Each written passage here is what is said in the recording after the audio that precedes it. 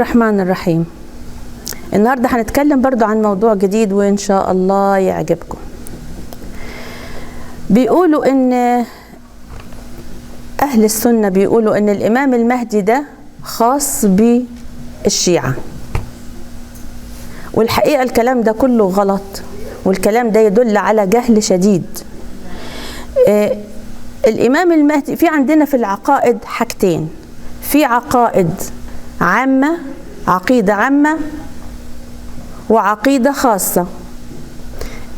العقيدة العامة اللي هي ايه؟ اللي ربنا سبحانه وتعالى نزلها عن طريق الرسول، زي الصلاة، زي الحج، زي الصوم، زي الزكاة. دي عقيدة عامة الكل بيشترك فيها، في كل طوائف المسلمين بيصلوا، بيصوموا، بيحجوا، بيدفعوا الزكاة. دي محدش يختلف عليها. في عقيدة خاصة بيقولوا يعني مثلا يكون فرقة ملتزمة بأفكار، والأفكار بتاعتها دي ممشياها بطريق، دي بيكون عقيدة خاصة. إنما الإمام المهدي سلام الله عليه من العقيدة العامة، لأن الإمام المهدي ذكر، ربنا ذكره في القرآن وذكروا رسول الله ونبههم على وجوده. ولذلك عند السنة وعند الشيعة 600 كتاب، 600 كتاب مكتوب فيه عن الإمام المهدي. الكتب دي ذاكرين فيها الإمام المهدي، ومن كتبهم هم من علمائهم هم زي الترمذي، ابن ماجه، البخاري، مسلم. روحي قولي لهم ان الكلام اللي هناك بتخربوا لي التسجيل يا جماعة هناك. ابن ماجه، رغم ان البخاري كان ينفي كل حاجة تخص اهل البيت، بينفي اي حاجة تخص اهل البيت، ومع ذلك كتب في كتابه فصل عن كيفية نزول المسيح سلام الله عليه. المهم ان عندنا في كتب السنة، في كتب الشيعة وفي كتب السنة ذاكرين البخاري. يبقى ايه في داعي انك انت تنكر الامام المهدي؟ انا اسفه، ذاكرين في الامام المهدي. يبقى ايه في داعي انك انت تنكر وجود الامام المهدي؟ الامام المهدي مذكور من قبل الله تعالى. نيجي نسأل ليه بينكروا الامام المهدي؟ لماذا نكرانه؟ الجواب لان الشيعة بتآمن فيه. طالما ان الشيعة بتآمن فيه انكروه، رغم انه موجود عندهم في كتبهم وموجود في قرآنهم وموجود في كل حاجة، انما انكروه لان الشيعة بتنكره. من ضمن العلماء بتوع السنة عالم عندهم اسمه الغزالي، يمكن سمعنا فيه كلياتنا. الشيخ الغزالي ده بيقول في احدى كتبه، بيقول ايه عشان تعرفوا ان هم الروافض مش احنا؟ بيقول ايه؟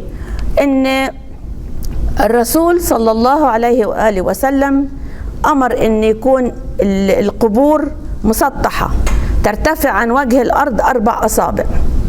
لما ترتفع 4 أصابع عن وجه الأرض ده سنة رسول الله، إنما طالما الشيعة اتبعوها إحنا رفضناها. قال إن الله في القرآن ذكر حج التمتع وحج القران والانفراد، طالما إن الشيعة مشيت وراه احنا رفضناه. قال ان التكبير على الجنازة، التكبير على الجنازة 5 تكبيرات، ده سنة رسول الله، انما طالما ان زين العابدين قام بيها احنا رفضناه. يبقى مين اللي بيرفض، احنا ولا انتم؟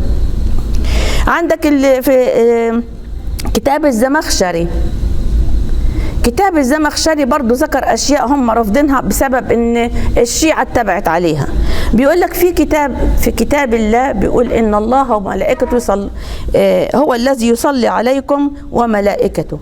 إذن الله يصلي على المؤمنين، ولكن بما إن الشيعة اتخذت أئمة تصلي عليهم فإحنا رفضنا الحكاية دي، يعني رفض كلام الله. طالما إن الشيعة أخذت أئمة تصلي عليهم فإحنا رفضنا الآية دي.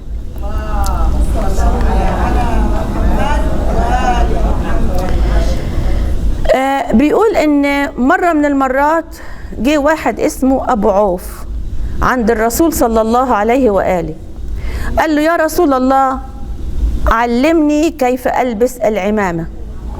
فقعدوا الرسول ولفها عليه بطريقة المعممين بتوعنا احنا اللي احنا بنشوفهم دلوقتي، الشيوخ بتوعنا، لف العمامة عليه. قال إنما اتخذوها الشيعة شعار لشيوخهم، احنا رفضناها غيرناها. قال السجود على التربة، كل اللي كانوا مع رسول الله صلى الله عليه وآله كانوا بيسجدوا على التراب كلهم، لأن المسجد بتاع رسول الله كان على التراب. ولذلك الرسول يقول لك جعلت لي الأرض مسجدا وطهورا. لما حد يجي يسألك ليه أنت بتسجدي على القرص، قولي من الكلمة دي، لأن الرسول قال جعلت لي الأرض مسجدا وطهورا، ما قالش السجادة الموكيت ولا قد السجادة الحرير اللي بيسجدوا عليها. الأرض كل شيء من جنس الأرض طاهر، وكل شيء من جنس الأرض نسجد عليه. فلذلك احنا عشان خاطر ما بنقدرش نسجد على التراب دلوقتي في الشارع، بناخد تراب، وخصوصا التراب المقدس من كربلاء، بنحطه بالفرن وبنعمله قراص. هذه هي اللي بقول لك بيسجدوا على القرص وبيعملوا القرص، مش فاهمين حاجه. احنا اخذنا من كلمه الرسول صلى الله عليه واله وسلم جعلت لي الارض مسجدا وطهورا. اذا انتم خالفتم كتاب الله. قال لكم في كتاب الله ما جاءكم الرسول فخذوه وما نهاكم عنه فانتهوا. جالكم الرسول وجاب لكم اخبار انتوا خالفتوها. جالكم الرسول وقال لكم اوامر من الله انتوا خالفتوها، وبترجعوا بتقولوا انتوا روافض. احنا رفضنا الغلط، انما انتوا اتبعتوا مخالفه كتاب الله. الامام المهدي من أولياء الله تعالى. أولياء الله تعالى نوعين، في أولياء، في ولي مشهور وفي ولي مستتر مغمور. اديك المثال ده، يعطيك المثال ده في سورة الكهف. في سورة الكهف كانوا 2 من الأولياء، واحد مشهور اللي هو موسى عليه السلام، وواحد مغمور مستتر اللي هو الخضر عليه السلام. وقلنا ان الخضر كان الامام علي تشكل بصورة الخضر. ربنا امر موسى انه اذهب الى مجمع البحرين، هتجد عبد من عبادنا هناك هيعلمك، اتعلم منه. ولذلك موسى نبي رسول يحمل منهج ويحمل رسالة سماوية وكليم الله، يروح لعبد من العباد ويقول له هل أصاحبك على أن تعلمني مما علمت شيئا؟ قال له إيه؟ قال له إنك لن تستطيع معي صبرا، مش هتصبر. قال له لا راح أصبر. قال له بقول لك مش راح تصبر. قال له لا هحاول. طبعا أنا بقول لك بلغتي أنا. المهم موسى أخذ الوصي بتاعه اللي هو يوشع بن نون وراحوا على مجمع البحرين. ربنا سبحانه وتعالى طولهم الأرض حتى وصلوا لمكان. قال موسى بيقول للوصي بتاعه تعبنا، أعطينا الغدا نتغدى ناكل لقمة عشان نكمل المشوار. قال له نسيت أقول لك، في مكان الفلاني واحنا واقفين سقطت السمكة المشوية اللي كنت جايبها نتغدى فيها في المية، لقيتها رجعت حية ونزلت في المية. قال له هذه العلامة. رجعوا ارتدوا على آثارهم راجعين، ارتدوا تاني راجعين، ووقفوا عند مجمع البحرين لقوا العبد الصالح اللي هو الخضر. طبعا القصة موجودة عندك في سورة الكهف، كيف 3 أشياء ركب معاه في السفينة وقتل الغلام وبنى الجدار. لما ركب في السفينة خرمها خزقها. قال له طيب هم ضيفونا وقالوا لنا اطلعوا معانا في السفينة، ليه عملت كده؟ قال له أنا قلت لك إنك لن تستطيع معي صبرا. قال له خلاص لو سألتك عن شيء بعد كده فلا تصاحبني. رجعوا مشوا دخلوا على قرية لئام. لئام جاي لكم ضيوف، اسقونا ميه، ما فيش. ادونا لقمة اكل، ما فيش. فهم ماشيين جعانين تعبانين عطشانين، محدش سأل فيهم خالص. فلقى الجدار مهدوم، فقال له ايدي وايدك يلا نرفع الجدار. رفع الجدار. فموسى قال له يعني لو نقدر ناخد عليه اجر ونقدر نشتري فيه وناكل. قال له نبهتك وقلت لك مش هتقدر. هذا الجدار جه بعد قتل الولد قبل كده وهم ماشيين لقوا ولد بيلعب مع اولاد فاخدوا على جنبه وقتلوه. دي عملت ضجه على فكره في الكتب بتاعتهم، عملت ضجه كبيره قوي، بعدين هندخل فيها مش موضوعنا دلوقتي. المهم ان الثلاث اشياء اللي عملهم الخضر دول يقول فيهم ايه؟ وما فعلته عن امري. فاهم ازاي؟ يعني ده كان امر من الله. المهم ان دلوقتي يبين لك ان في ولي مشهور وفي ولي مغمور. طب الامام المهدي بتاعنا سلام الله عليه، يا ترى احنا بنستفيد من وجود الامام؟ طبعا. الامام زي ما ادالك مثال عن الخضر ان هو موجود ومختفي انما بيساعد الناس. كيف دخل في السفينة عشان الملك ما ياخدهاش، كيف قتل الغلام، كيف رفع الجدار، بيشتغل بيساعد انما في الخفاء. كذلك الامام المهدي يعمل معنا في الخفاء. الامام المهدي بيساعدنا يا جماعة في كل الامور، كل امورك انت من غير ما تحسي ان الامام المهدي بيساعدك. في صلاتك لو لهيتي عن الصلاة او لو ان اختلفت الركعات معاكي بيظبط لك اياها. لو قدمتي صدقة وما عرفتيش كيف تقدميها بجهل بيظبط لك اياها. لو في الحج عملتي اشياء غلط هو بيظبط لك الحج بتاعك عشان يرتفع الى الله. شغل كتير عنيف عليه، شغل قاسي جدا، بيشتغل للكل، بيشتغل مش لواحد ولا اتنين، بيشتغل للجميع وبيقدم الجميع. وبيقول لنا ربنا سبحانه وتعالى ان لولا وجود الامام معاكم ما نزلش مطر، ما طلعش زرع، ما ولدش مولود، ما حصلتش اي بركة في الارض خالص. البركة اللي موجودة في حياتنا وفي ولادنا وفي رزقنا وفي كل اللي احنا عايشينه ببركة وجود الامام المهدي سلام الله عليه. صلوا على محمد وآل محمد.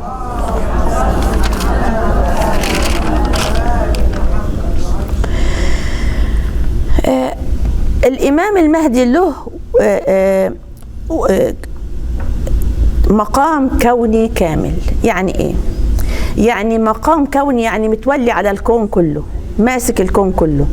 طب بس الامام المهدي اللي ماسك الكون كله؟ لا، في حاجات تانية في الكون ما نقدرش نستغنى عنها. فيك ترتنضي تقولي لها تسكت، فيك تقولي لها اللي ورا تقولي لها تسكتي اللي ورا هناك. الامام المهدي له مقام كوني كامل. المقام الكوني الكامل ده هو مسؤول عنه الكون كله، الكون كله في ايده. انما احنا عندنا حاجات في الكون كمان بتهمنا. يعني مثلا المية، نقدر نعيش من غير مية؟ لا. الجبال، الارض ممكن تستقر بدون الجبال؟ لا. انما المية لها مكان كوني جزئي، الجبال لها مقام كوني جزئي. الشمس نقدر نعيش من غيرها من دونها ابدا، انما الشمس لها مقام كوني جزئي. انما المكان الكوني الكلي للامام المهدي سلام الله عليه. ولذلك نفس المقام اللي موجود لرسول الله صلى الله عليه واله وسلم. في الزياره الجامعه بيقول ايه؟ على فكره لازم تقري الزياره الجامعه. الزياره الجامعه دي بتفهمك عمل الامام ايه، وجود الامام ليه، الامام بيعمل ايه، ربنا طلب من الائمه ايه، والائمه بيقدموا لنا ايه. اقريها بهدوء وبفهم، هتفهمي منها حاجات كتير قوي. هديكي بس 4 كلمات من الزياره الجامعه اللي هو بيتكلم فيها الامام الهادي عليه السلام، بيحكي لك فيها عن راي ربنا في الائمه وتوكيل ربنا للائمه ايه. بيقول لك ايه؟ بكم فتح الله، بالائمه ربنا بيقول بكم فتح الله وبكم يختم. يعني فتح الكون كله بالائمه عليهم السلام، اللي هو على راسهم رسول الله صلى الله عليه واله وسلم. يا جماعه الرسول بيقول من ذكرت عنده ولم يصلي عليهم فرغم انفه.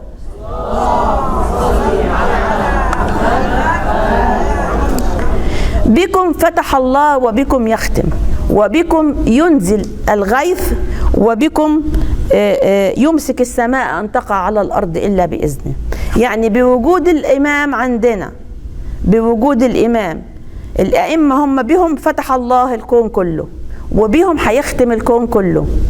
وبقول لك بوجود الأئمة بينزل المطر. لو ما كانش الإمام موجود معانا والأئمة اللي قبليه موجودين كانت الأرض بقت جفاف. بكم ينزل الغيث من السماء وبكم يمسك السماء أن تقع على الأرض. بوجود الإمام السماء ما تقعش وتحصل فيها حاجة ببركة وجود الإمام. لو لم يكن في الأرض إمام لساخت الأرض بأهلها.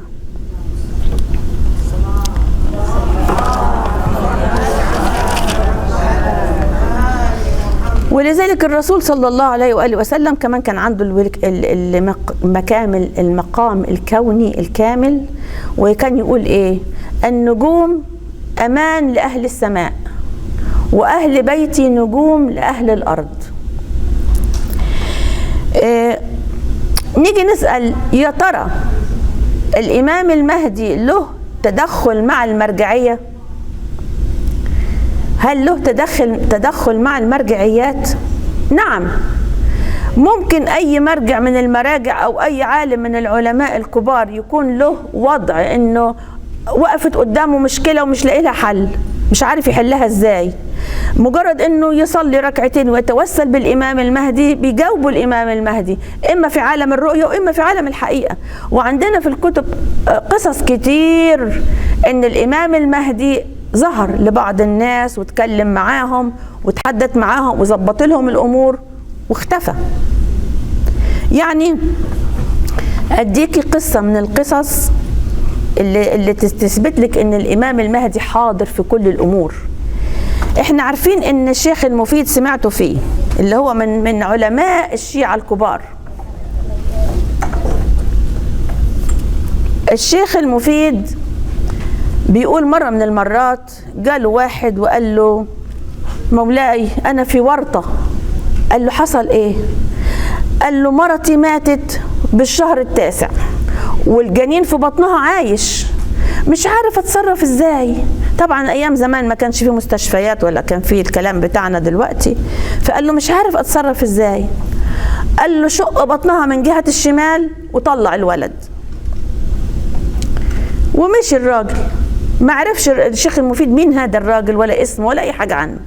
لما رجع على بيته بيفتح كتبه ودفاتره لقى ان المفروض ان يشق من ناحية اليمين. قال يا الله، اديته الفتوى غلط، خلاص بعد كده مش راح ادي فتوى لاي حد. ضلوا سنة كاملة ما يديش فتاوي ومتعذب ضميره كيف انه هو اعطى الفتوى غلط، ويا ترى حصل في الولد ايه، يا ترى البيبي مات ولا لا، يا ترى الراجل عمل ايه، ما بيعرفش. بعد سنة ماشي بالطريق لقى الراجل نفسه حامل الولد على ايده وجاي بيسلم عليه وبيقول لابنه بوس ايده بوس ايده. ولد ابو سنة، الولد مش فاهم حاجة. فالشيخ المفيد قال له مين انت؟ قال له انا مولاي اللي سألتك وقلت لك مرتي ماتت والبيبي في بطنها وقلت لي افتح ناحية الشمال ناحية اليمين. قال له انا قلت لك افتح اليمين؟ فبينه وبين عقله بيقول انا قلت له الشمال، كيف فتح اليمين؟ فقعد يفكر يقول ازاي اللي حصل. المهم لما روح على البيت جات له رسالة من الإمام المهدي سلام الله عليه. قال له ايه؟ افتي يا مفيد، منك الفتوى ومنا التسديد. يبقى كيف تدخل الإمام؟ تدخل في وقت لما الراجل بده يفتح قال له يمين ففتح باليمين. فالإمام المهدي سمح له بالفتوى، قال له افتي يا مفيد، منك الفتوى ومنا التسديد. ينجيب لك قصة تانية تثبت لك ان الامام المهدي بيجي في الحقيقة لبعض الناس. واحد كان اتحكم عليه بالاعدام من قبل السلطان فهرب، قعد مدة طويلة في بيت لحاله محشور، خايف يطلع، خايف يتكلم، خايف حد يشوفه، زهق وطقت روحه. فقال انا هطلع بالليل بنص الليل واروح لقبر الامام السجاد الامام الكاظم وادعي هناك يمكن ربنا يفرجها علي. كان هو صحبة مع الخادم اللي بيفتح المقام. قال له الله يخليك. راح ادخل وقفل الباب ورايا بالمفتاح، تخليش حد يدخل. قال له مفيش حد بيدخل بالليل. قال له بس اقفل ورايا بالمفتاح، انا بدي اتوسل اليه واشوف حل اللي انا فيه ده. قال له ادخل. دخل صلى ركعتين وقعد يتضرع من قلبه، يبكي ويتشهشأ ويبكي ويبكي، يقول له ساعدني يا مولاي، أرجوك يا مولاي، ما عنديش حد، زهقت وطقت روحي وأنا قاعد لوحدي وخايف، خايف أطلع، خايف أمشي، خايف أمارس حياتي، خايف مش عارف أتصرف إزاي. أنا جيت لك دلوقتي ورميت كل حملي عليك وكل أمري إليك ومش عارف أتصرف إزاي، ساعدني أنت. بيقول وأنا واقف أصلي وأتأدعي لقيت شخص عليه هيبة واقف جنبي. دخل وقال له السلام عليكم. قال له عليكم السلام. هو فكر ان الحارس دخله. قال بيقول شفته صلى ركعتين وبعدين وقف سلم على الأنبياء كلهم من آدم إلى محمد.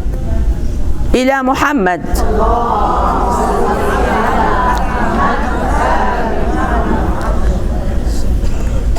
بيقول ان بعدين بدأ يسلم على الأئمة من رسول الله إلى الإمام الحسن العسكري ووقف. فالراجل بيقول إيه؟ وليش ما سلمش على الإمام المهدي يعني؟ ما جاش في دماغه. قال ليه ما سلمش على المهدي؟ سلم عند العسكري ووقف. المهم ضل الراجل ساكت، ده بيدعي وده بيصلي وبيدعي. قال له يا أبو الحسن. فالراجل طلع، لا ده عارف اسمي كمان. قال له يا أبا الحسن. قال له نعم. قال له لماذا لا تقرأ دعاء الفرج؟ قال له بعرفوش يا سيدي. قال له طب اقرأ ورايا. يا من أظهر الجميل وستر القبيح.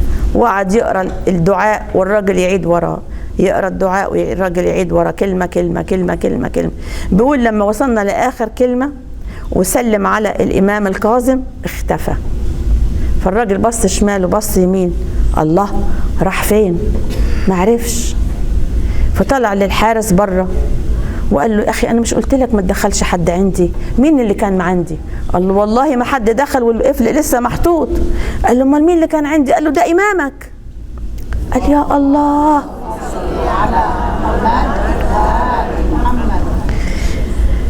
قال له ده إمامك. فالراجل راح على المكان اللي كان متخبي فيه، سمع صوت بره البيت بينادي بيقول فلان الفلاني السلطان عفى عنك واداك الأمان في أي مكان، انت اطلع. ففتح الباب وطلع. قال له السلطان عفى عني؟ قال له السلطان أنزل أمر بالعفو عنك، اطلع. فطلع الراجل راح للسلطان، قام قال له تعال. وصل لعنده قال له بتشتكيني لصاحب العصر والزمان؟ قال له ازاي؟ قال له جاءني في المنام وأخبرني أن أعفو عنك. قال له سيدي هو جالك في المنام، أنا جاني بالحقيقة. فقام قال له خلاص عفيت عنك وأطلق سراحه. الموضوع عايز توجه بقلب صافي. يعني شوفي واحد محروق قوي قوي وصل الدعاء بتاعه. عشان كده بقول لك لما تيجي تدعي ما تدعيش وعقلك لاهي. لما تيجي تدعي مجرد دعوة، مش لازم يبعتوا لي يقولوا لي ايه اديني دعاء للموضوع الفلاني، اي كلمة تقوليها بقلبك محروق بتوصل. وفهمنا وقلنا ان الدعاء لا يمكن ان يصل بغير الصلاة على محمد وآل محمد. اللهم صل على محمد. الصلاة على محمد وآل محمد فيها قوة كبيرة قوي انتوا مش حاسين بيها، مش حاسين بيها. القوة اللي فيها دي بتخلي الدعاء بتاعك واقف في النص، ولا ممكن يرتفع إلى السماء إلا بالصلاة على محمد وآل محمد. بتيجي تحمل دعائك، بتحمل دعائك وبترفعه للأعلى. بالصلاة بترفع دعائك وبترفعه للأعلى، بيوصل دعائك. عشان كده الجماعة اللي بيقولوا احنا مش محتاجين نقول، مش محتاجين حد تاني، لا انت محتاج 100%، لأن دعائك لا يمكن أن يصل. طب يجي واحد يسألني يقول لي مثلا في ناس بيدعوا وهم مسيحيين أو كفار أو يهود بيطلبوا من ربنا وربنا بيعطيهم، لأن دول افهمي إن دول ما لهمش في الدنيا وضع، ما لهمش في الآخرة وضع، فربنا بيدي الدنيا لهم وبياخدها في الآخرة منهم. يعني انت لك الدنيا والآخرة، احنا المؤمنين إلنا الدنيا والآخرة. انت بتدعي في الدنيا بيعطيكي، وفي الآخرة لك ثواب كبير. إنما هم ده من عدل الله ومن رحمة الله، هم لهم بس في الدنيا، ولذلك هم بيمتعهم في الدنيا لأن ما لهمش في الآخرة من خلاق، ما لهمش في الآخرة من خلاق. عشان كده أنا بديكي أسلوب للدعاء. أول حاجة لما تحبي أنت تتوجهي إلى الله بالدعاء، لما تحبي تتوجهي إلى الله بالدعاء، اعرفي ان المشكلة بتاعتك دي تكون موجودة في قلبك وحرقاكي قوي. طول ما هي المشكلة حرقاكي في قلبك قوي هتوصل. المشكلة حرقاكي في قلبك هتوصل ازاي؟ انت توجهي الى الله بأي كلمة بأي لغة، فاهمة ازاي؟ لان القلوب بتوصل بطاقتها الى الله سبحانه وتعالى عن طريق الصلاة على محمد وآل محمد، وعن طريق الامام المهدي سلام الله عليه.